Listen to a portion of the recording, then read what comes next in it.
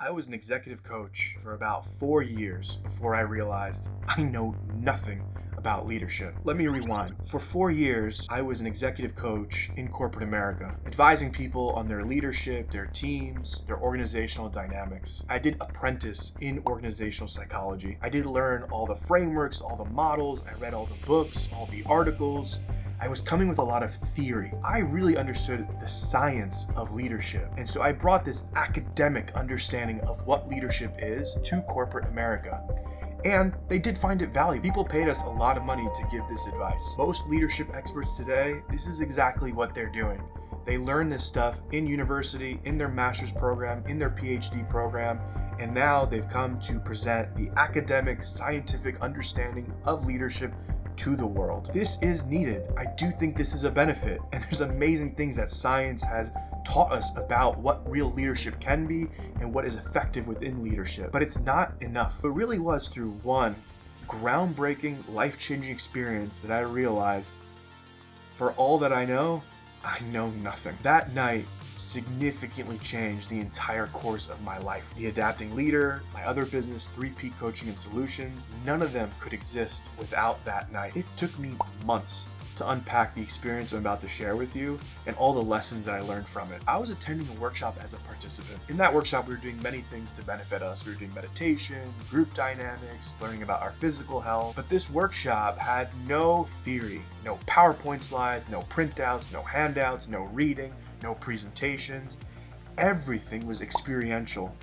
Everything came from experience. You had to go through it, you had to live through it, then you could reflect on it and draw some conclusion. At the end of one of the days, we were given the instructions that we would be breaking up by gender. So we would have men in one room and women in another room. And so because I am a man, I identify as a man, I'll be sharing my experience with the men's group in that room on that day. We were given two instructions. We had to show up at the room around 9 o'clock and we had to be quiet around midnight. There were other people who were staying at the resort, other people living there, so we just had to be quiet around midnight. That's it.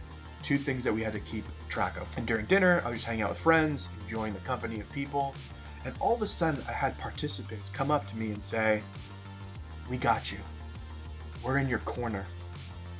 Lead us." I was very confused by this because I was just enjoying having dinner with my friends. As the dinner progressed, I ended up talking to another friend and he started to share with me that people were coming up to him. So we traded notes and we realized that the room had divided into two and nominated myself and him as leaders of the group. They're positioning us as if we were going to be in conflict. Like we were going to lead two factions of war against each other. So already I'm confused, because I didn't ask to be a leader. I'm not trying to lead a civil war. My friend is not trying to be a leader, not trying to lead a civil war. And yet we're finding ourselves already in some kind of leadership dance with these other men who want to see us in positions of authority. So my friend and I, we intentionally chose not to take up roles in the Civil War. So we all get to the room around 9 o'clock. Very interesting process started to unfold. Because my friend and I didn't take any roles, any leadership roles within the group had no way of making decisions and of communicating with each other. There was no way to organize ourselves. In hindsight, we were all afraid of one another. We were afraid that we were going to be judged or attacked or bullied. So we spent almost an hour or two trying to negotiate how we would pick what we were going to do with each other. We sat in a circle and it was as if we were making peace treaties with one another and figuring out the exact process we would go by, the exact structure and the rules we would go by so that we could ensure peace as we figured out what we were going to do with one another. Finally, we agreed on the process, and then we could finally put in ideas of what we wanted to do with our evening. Now, mind you, it's already probably around 10:30 when we just start talking about what we wanted to do for the evening. So we put in some ideas and some themes emerged. Some folks just wanted to have fun and relax. Some people wanted to do a meditation. Others wanted to play sports and wrestle. Some just wanted to be creative and make something with their hands. And so the overcomplicated but very smart idea we had is we're going to create zones in the room.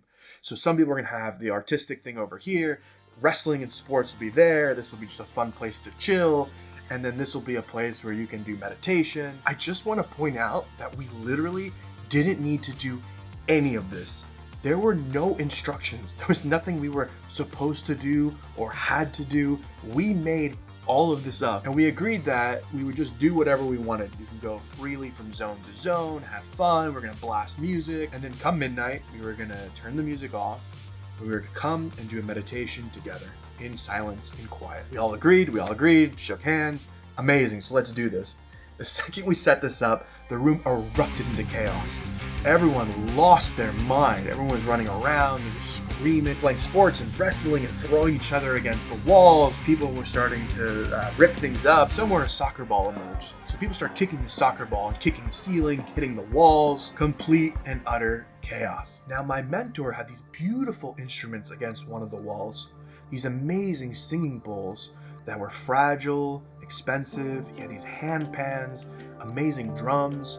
We would use these throughout the workshop. We had thousands of dollars worth of instruments against a wall, and the soccer ball is being kicked everywhere against the wall, the ceiling, and it keeps narrowly missing the instruments. They're kicking it right above the instruments. I start to freak out, and I'm like, dude, what the fuck are you doing? I start running after them and chasing them and yelling them and like, stop it, and like, put the soccer ball away.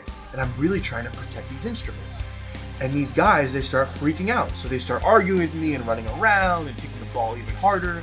I was actually adding to the chaos. Finally, like the chastising adult, I took the soccer ball away, I threw it into the hall, so at least the instruments were safe. And all around me, the chaos was multiplying and people were really losing it. Midnight comes around. It's time to be quiet.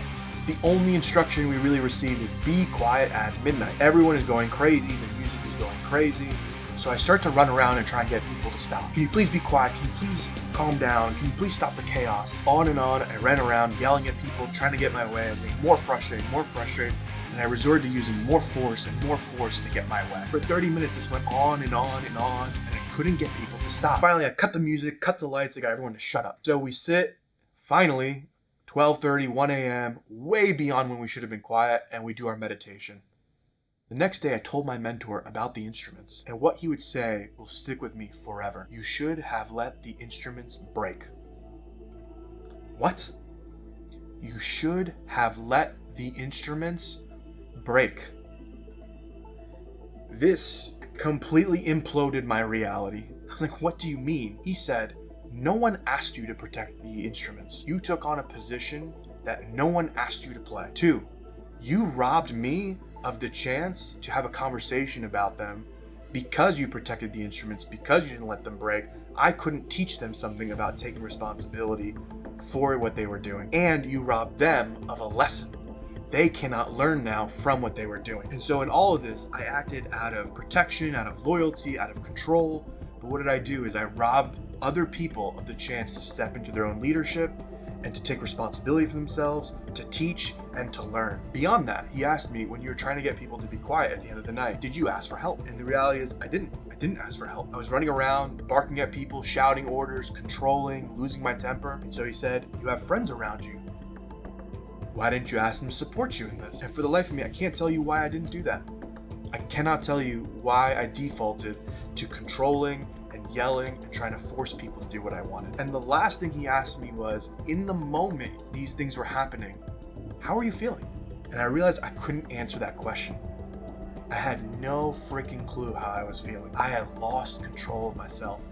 I was operating purely on instinct, purely on reaction. So let's do a recap. I was promoted to a role of leader to lead a civil war, and I refused. The men were so scared of each other that we spent an hour and a half making peace treaties amongst us. When chaos erupted, I unconsciously and without a second thought took a leadership role anyways. Everyone who at first was on my side and voting for me to be a leader turned on me and started fighting against me and rebelling against me. I was so scared of a negative outcome that I totally freaked out. I turned to control, force, and dominance so that I could get my way, and I added to the chaos. I never once stopped to ask for help or support from my friends. I never once paused to see what I was feeling, what I was wanting, and what I was needing. I never once even questioned what my motivation was and why I was behaving the way I was behaving. I took roles that were not my own and then cost other people the chance to learn, develop, and grow. And never once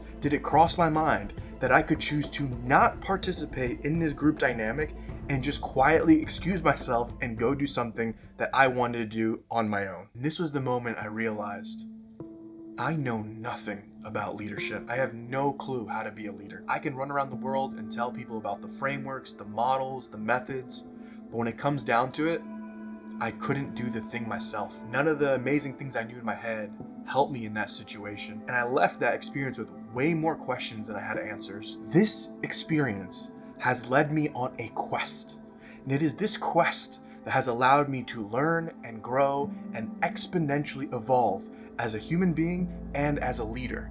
And it is the lessons from this quest that I am here to share now. For me, let the instruments break became my personal mantra for the next couple of years. And for the record, this mantra is not about letting things get destroyed. It's not about letting everything go to shit. The mantra was about me understanding where I was choosing to place control and where I was choosing to take up roles. And those roles have requirements and responsibilities.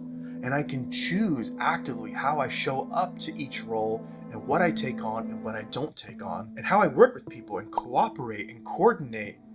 I can influence that. I can work on that. How I manage myself, how I remain in control of myself and manage myself, I can work on that. How we relate as men and the things we carry into the world as men, because we've been conditioned that men must behave a certain way or be afraid of certain things. I can work on that across all aspects of my life, whether at work, in my personal life, just as a man, as a human. I started to really understand how I could move through the world with grace and skill. It is this form of leadership that I have been working on for years now. It is this form of leadership that allowed me to start the Adapting Leader and my other business, 3P Coaching and Solutions. It is this leadership that we are bringing into the world. It is leadership that is based on certain core principles, but is leadership in action, leadership through experience. Of course, we bring all of the science with us, all of the academic models with us, but it is not what we're sharing with the world. What we are sharing is true leadership and something that is accessible to each and every one of us. Leadership development works, and not because a textbook said so. It works because I am living proof, you are living proof, we are all living proof that we can learn and change and develop skills that help us move through the world with ease and grace and dignity. Leadership development is our birthright. It is our calling, and it is something that is accessible to each and every one of us. And so if you want to know more about how to develop as a leader, I recommend clicking here or here or here, somewhere where we go through a journey of how to understand how to regulate the self, how to read the environment, and how to have a strategy to move through the world with creativity, flow, and fun.